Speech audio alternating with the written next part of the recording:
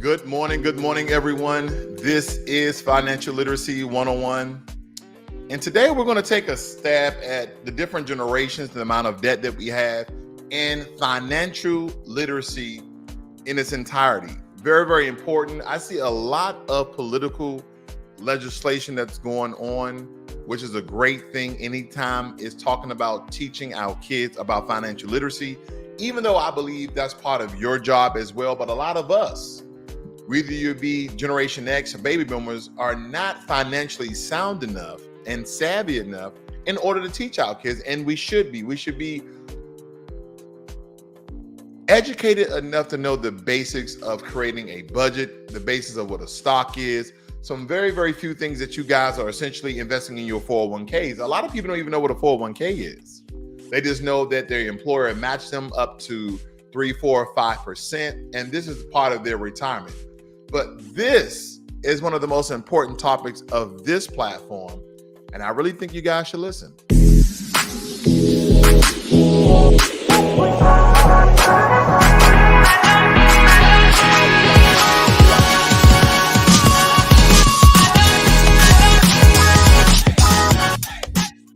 So, as we look at financial literacy, let's first look at the different generations and who is doing financially the worst.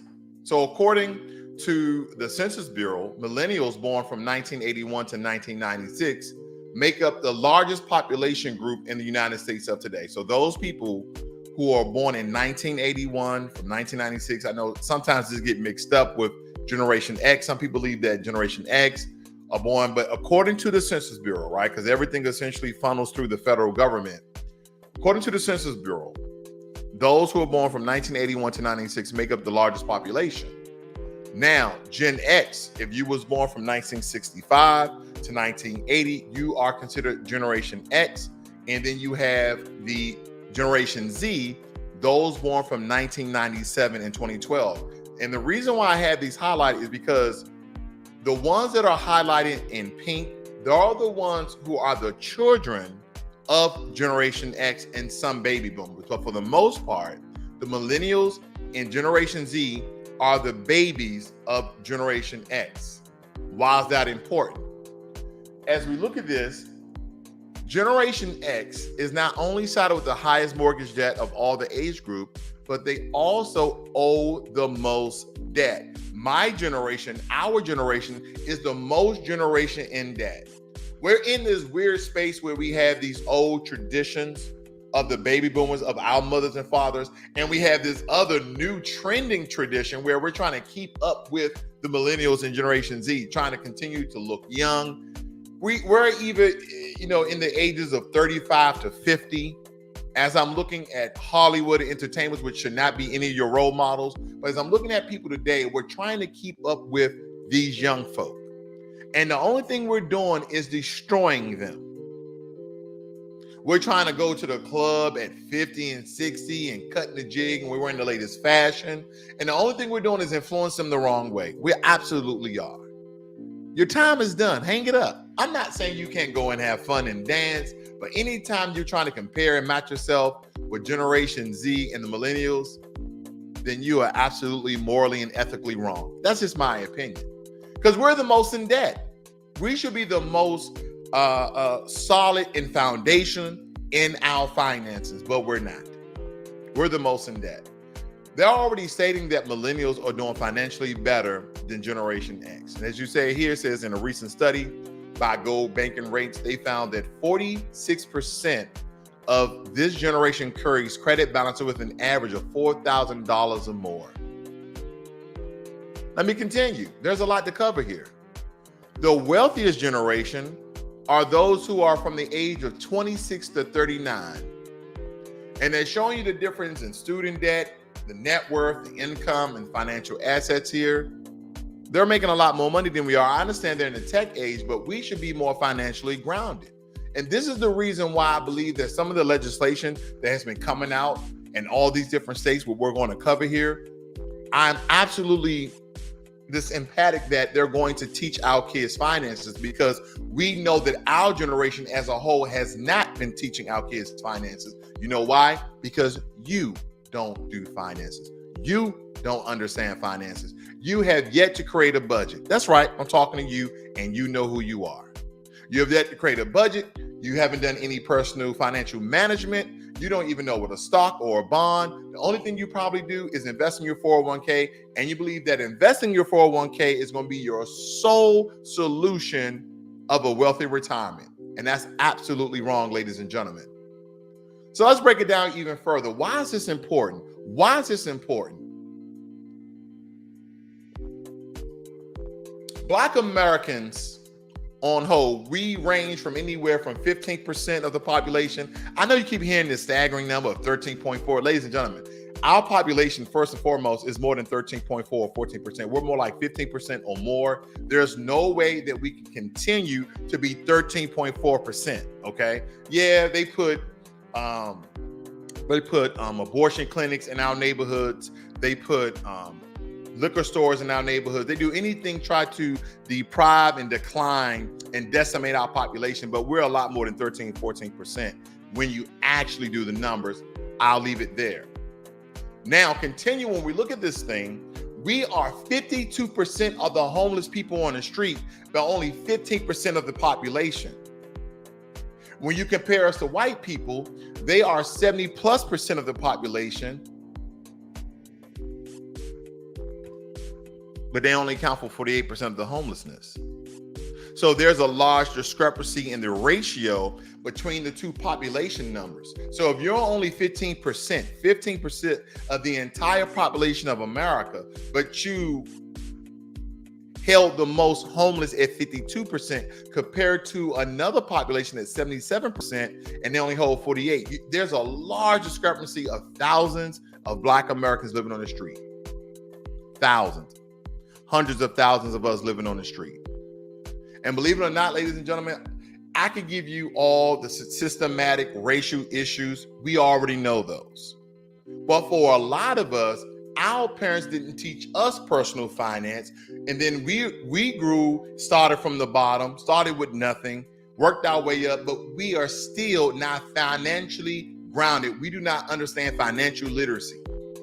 We really don't understand what it is, how important it is to have a budget, how much money of income you have coming in, how much of expenses, that means money going out.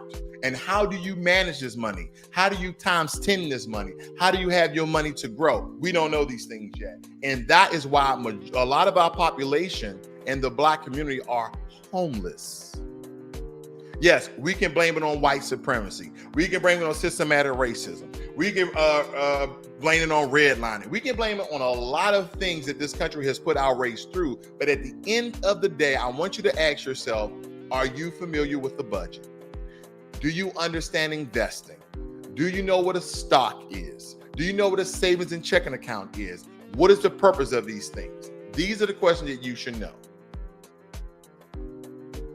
Generation with the most debt, Generation X, those people who were born between the year of 1965 and 1980. On average, we are $141,000 in debt. Compared to millennials at only $87,000, and compared to Generation Z, those young folk, around $16,000. But we have more debt than baby boomers combined. I really want you to think about this because I want you to think about your lifestyle. I want you to think about what you've been doing with your money. I want you to think about all these people talking about, oh, I'm trying to build generational wealth. Are you spending generational wealth or are you building generational wealth?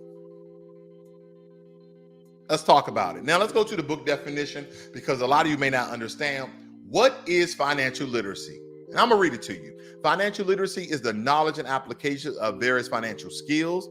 This may include creating a budget, understanding how credit works, very important in America, and saving for retirement. See, 2 weeks ago, 3 weeks ago, I did a whole retirement week. Just like last week, I did a whole reparations week because I think it's important to drill down some of these concepts and some of these very executable things that you should be doing in your life to set yourself up for the future. Growing up in Washington, D.C., ladies and gentlemen, I'm going to tell you the truth. I did not know that I was going to make it to the lovely and youngful age of 43. Did not know that at all. My mother died when I was 12. My mother died when she was in her early 30. So automatically I thought that I would not be reaching a tender age of 43. I did not know this, ladies and gentlemen. But here I am, long and strong, standing tall at the age of 43. And if I didn't pay attention to my finance, I probably would be homeless. Because me and my mother were homeless for about a week on the streets. She dropped out of school when she was in the 8th grade. And that's because of some family complications. My grandfather at the time was having health problems. I think our grandmother died at the time. There was a lot of things going on during that time. I know my family members know the details of the reason why all of the siblings were dropping out of school and didn't even finish the 8th or 9th grade at the time.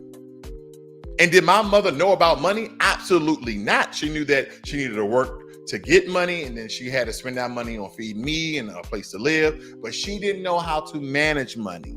And during these times, people will work their butt off and then spend every last dime they had after they were paid their bills. And sometimes they will have more month at the end of their money. You know what that means? That you spent your entire check in the first 10 days of the month, and then you got 20 days to go. You haven't bought groceries. You haven't paid your electric bill. Financial literacy, next to your health, is the largest, most important thing in your life. Understanding how credit works and saving for retirement. Financial literacy includes understanding different financial instruments such as stocks, bonds, ETFs, and creating an investment plan. Why is financial literacy important? Financial literacy is important not only because financial literacy provides a foundation for informed financial decision making, but because financial responsibility is increasing. In the past, for instance, employers would manage employees' retirement accounts. Today, the individual assumes more of this responsibility via directed retirement accounts. This is very important, ladies and gentlemen, because if I was to ask you, what is a stock? Well, what is truly a stock? Well, what would you tell me? What is your definition of a stock? Would you tell me that a stock is an asset? Would you tell me that stock is equity? That stock is a security? And that it represents ownership of a fraction of a corporation or business? That this entitles the owner of the stock to a proportion of the corporate's assets and profits, and equal to how much of that stock is actually owned, tells you in a sort of mathematical way how much profit you'll be receiving. And that in turn, a stock is considered a share. Oh, I have shares in this company. I have stock. These are some of the things you need to be asking yourself, ladies and gentlemen. I don't mean to tell you that you need to know the professional dictionary version of what a stock is, but you need to have some literacy of what a stock is. Let's go a little bit deeper here.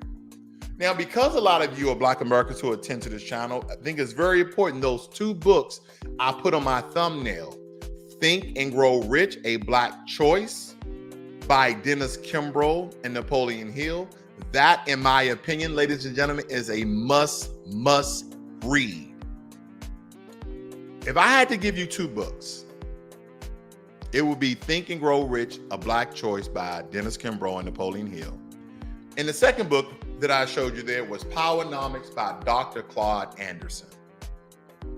Now, the reason why these books are important, and to me, it really doesn't matter which one you read first, is that this book is not going to only break down the financial construct in America, but it's going to help you to elevate your mind so you can start to build generational wealth. I know, you got The Intelligent Investor, you got Rich Poor Dad. There's a lot of financial books, but for you, these are the 2 books. If you say, well, I don't like to read books, I'm just telling you 2 books to read that will elevate your mind on your finances and for you to understand how the world works. Very important. Economics, again, it's the second most important thing in your life next to your own physical, mental, and psychological health, right? You have to take care of you before you do anything else. Now, I'm not going to read a lot of this, but I think it's important because a lot of times we demonize our own selves, especially in our community, of those who are not doing as prominent as others. And we need to understand the economic construct with the racial disparities that are inside of our race. Yeah, all this is financial literacy because you need to understand the environment in which you operate in. Page 13, chapter 1. Racial monopolies in America. Racial monopolies predetermine winners and losers and are considered a normal part of our political economic structure. Our political economic structure. Through these monopolies, white society maintains a lock on the essential elements of Black people's lives and makes Black people spectators in the democratic process. The racial monopolies discussed below are but a few of the nearly invisible structures that marginalize and justifies Black Americans' positions as the nation's permanent minority loser, meaning that we are the brokest people in America consistently. It states here that monopolies established in the Constitution. Yep, there's some monopolies in the Constitution. I'm just going to read the titles of these next ones here. Population monopolies. As we talked about before, for some reason, for the past 30 years, we've been standing at what? Anywhere between 12 and 13%, but we're more like 15 and up percent. Wealth monopolies, why you don't see a lot of Black people doing financially well. Okay. And then he has all sorts of aggregate and charts inside the book for you guys who want to see. But it's very important that this book, as well as Black Think and Grow Rich, is another tool that you guys can use to understand financial literacy. And another thing, media monopolies. I would love to read all this to you, but you really need to get the book for yourself, because understand that the media caters to Black people, right? They pump up the culture and they make money off our own interests. And then we also have political and judicial monopolies. I mean, ladies and gentlemen, America is a monopoly within itself. So all these concepts are important for you to understand. But I will say this, on the up and up, I am glad to see a lot of states that are passing legislation to really teach our kids financial literacy in the schools. Yes, I know you have a business. I know you have a job. I know you have careers. But you should be teaching financial concepts to your kids as well. Understanding the value of a dollar, understanding currency, understanding saving, understanding, like my son, right? He was talking about, he wanted to go buy a basketball. He wanted to go buy a basketball. Like, well, you have 2 basketballs in the garage. Oh, well, those are deflated. I just want to go buy another one. I like, well, have you had me to pump them up? Well, I try to pump them up. I say, well, I could at least try to pump them up. We don't know if anything go wrong with those. But he was so quick to go buy something. You know who I'm talking about, because this is a lot of us. There may be an issue with something in a home, a garment. It could be anything. You are so quick to buy something versus to try to fix it first. This is also a part of financial literacy, ladies and gentlemen. Let's break it down even more. So our schools, in the past couple of years, we had states like Nebraska, Ohio, Rhode Island, and most recently Florida. And this is what kind of brought this to light for me. They have passed laws making financial literacy a must in high schools in the next year or two. In North Carolina, graduation requirements take effect in 2023. So we're talking about as early as next year, the new generation or the current generation will start be taught financial literacy. So by the time my 11-year-old hits high school, they should be teaching economics. They should be teaching investing. They should be teaching credit. Because within this financial literacy classes, one of the most important things they're going to teach is personal money management. It states here that 34 states, including Pennsylvania and the District of Columbia, have had bills addressing financial literacy in 2021 and 22. Legislative sessions, according to the National Conference of State Legislation, of those, about 20 focus on high schools, okay? Then it also states, as we move down here a little bit, last month, Florida Republican Governor Ron DeSantis signed a bill calling for students who enter high school in 23 and 24 school year to take a financial literacy course as a graduation requirement. I don't agree with a lot of what any of these politicians do. I don't care if they're Republican or Democrat. I really don't care. I know Democrats like to demonize Republicans. Republicans like to demonize Democrats. I really don't care. But every now and again, you really get some good legislation that was put forth by the people in the community, and these things are getting passed on a statewide level. So if you don't have this in your state, ladies and gentlemen, you guys need to be petitioning. You guys need to be putting in representatives that are going to put forth your special interests. And if one of your special interests is not investing in your kids, because maybe you're not financially savvy, maybe you don't understand income and expenses and budgeting and 401ks and 403bs and ETFs and bonds and index funds and futures and forex trading, blah, blah, blah, blah, blah. All these things that you guys, should know a little bit about, at least fight for the legislation so your kids can be taught this. And last but not least, for a lot of you, I talk to people almost every day. You can ask my wife. The one common thing that I've noticed that people do not have is a budget. They don't even know what a budget is. Oh yeah, that's how your money. That's how your money go in. Yeah, that's money. Now, according to the so-called book definition, a budget is a spending plan based on income and expenses. And it also states here that, in other words, it's an estimate of how much money you'll make and spend over a certain period of time, such as a month or a year. It goes on to say that budgeting can involve making a comprehensive list of expenditures or focusing on a few categories. Some people prefer to write their budget out by hand, while others use a spreadsheet or a budgeting app. There's no correct way to budgeting. What works for one person may not work for another. Now, they have all of these strategies, the 50-30-20 budget rule. They have the 72 rule, the rule of 4. I've given all these videos out throughout the years I've been on YouTube doing these videos for you guys. So if you want to go look at my channel and look for some of these videos, they're there. I've given you these strategies. And just kind of in this one here that said, the 50-30-20 budget is one of our favorites. The method suggests you spend about 50% of your monthly after-tax income on necessities, 30% on wants, and 20% on savings. And paying off debt. That should actually be reversed, if anything, reversed.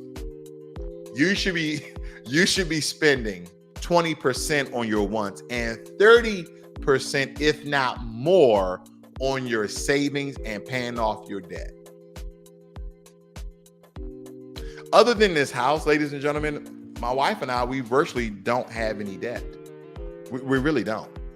We have a couple of balances on credit cards, and that's to keep up our points and keep it relevant with revolving credit. That's another credit strategy I can teach you guys, keeping a little bit on your cards, but paying it off before the cycle hits so you don't incur interest. But using those cards and utilizing credit, which helps raise your credit score.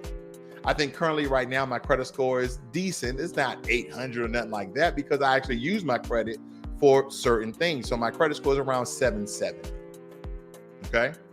But these are some of the same credit strategies that I've been teaching people for years.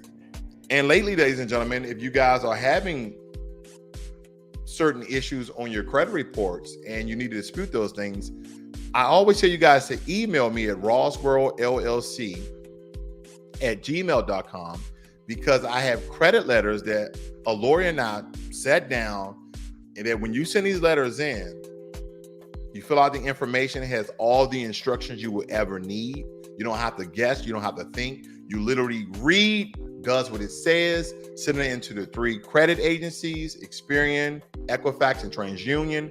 And then those collection accounts and those inquiries start flying off your credit report. Guess how much these credit letters cost you? For the low price of $0.00. That's how much it costs. For the low price of $0.00. I don't charge absolutely nothing. Totally free. Okay.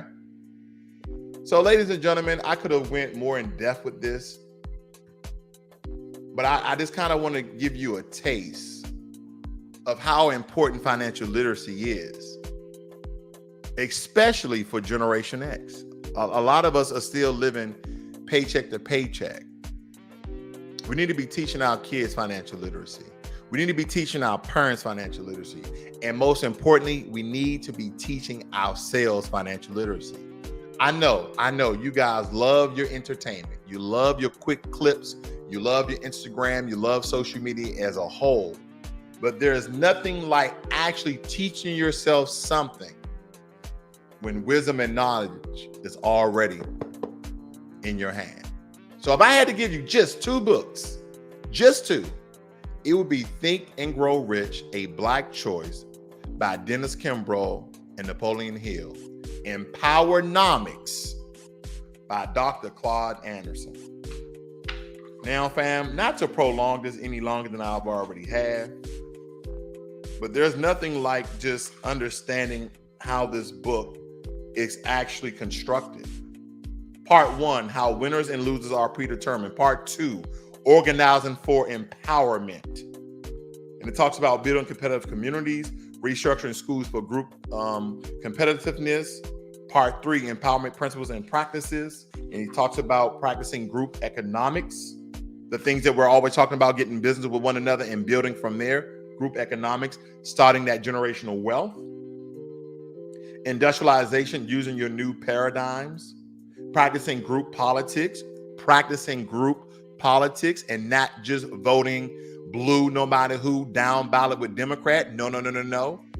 Our power is in our vote. This all has to do with financial literacy. Yes, it does. The Powernomics Empowerment Plan, the National Reparations Plan. And he also has a Powernomics Assessment Checklist. Good morning, Jermaine, as well as Jerome. Ladies and gentlemen, happy Monday to you all. But if you are not taking 10, 15, 20 minutes a day to increase your knowledge base about finances, then what the hell are you doing? This is the thing. Let me end with this, family. This is the most important thing here. Most of the times, I do my videos, I read a little bit. My wife would be up here, she'll check on me, give me some breakfast. I'm reading about whatever, right? I'm always learning something. And it doesn't, I'm here 20, 10, 30 minutes. It really doesn't matter. Then I could probably go sit on the couch and watch TV or watch the news or watch a show I'm trying to catch up on. But if you took 15 minutes a day or 15 pages of a book, 15 pages of a book, every single day, if a book is anywhere from 200 to 250 pages, you'll finish that book in about 30 days. That means you can read 12 books a year. Can you do that for me, family? Can you read 15 pages a day? No matter what's going on in your life, the kids are crying, your daughter got suspended, you crash your car, you don't know how to make your payments, your boss yelled at you. Can you read 15 pages of a book a day? But of course, for me, I will start reading financial books. You know, if I put on here 50 Shades of Grey and everybody want to read that bull crap, what that going to do for you?